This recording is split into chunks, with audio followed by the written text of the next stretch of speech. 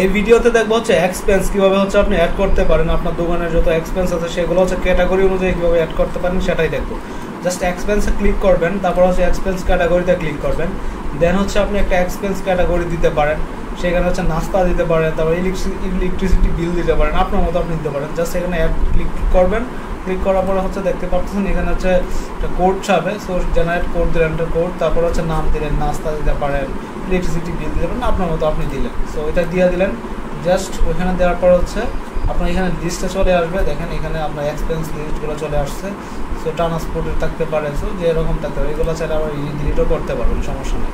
তারপর হচ্ছে আপনি এক্সপেন্স লিস্টগুলো দেখতে পারবেন ক্লিক করে। এখানে দেখেন এই যে এক্সপেন্স লিস্টগুলো আছে এবং কত টাকা আপনি করছেন, কত অ্যামাউন্ট ওই দিনের নোট সহ দেখতে পারবেন। এগুলো হচ্ছে ডিলিট করতে পারবেন। অবশ্যই হচ্ছে আপনাকে অ্যাড করতে হবে আগে। সো অ্যাডে যখন যাবেন দেখেন এখানে একটা ডেট থাকবে, কোন ডেটের জন্য করতেছেন।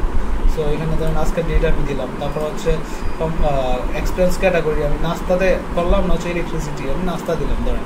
তারপর হচ্ছে কোন ব্রাঞ্চের জন্য করছি, যাদের হচ্ছে মাল্টিপল ব্রাঞ্চ আছে তারা হচ্ছে এটা সিলেক্ট করতে পারবে। মেন ব্রাঞ্চের জন্য করছি, কত টাকা নাস্তা করলাম, ধরেন হচ্ছে এত টাকা আমি দিলাম, 500 টাকা দিলাম। সো তারপর হচ্ছে আমি হচ্ছে কীভাবে করছি, ক্যাশ ইন হ্যান্ডে করছি না হচ্ছে বিকাশে দিচ্ছি। তো আমি ক্যাশ ইন হ্যান্ডে করছি। কেন করলাম সেগুলো এখান থেকে লিখতে পারি।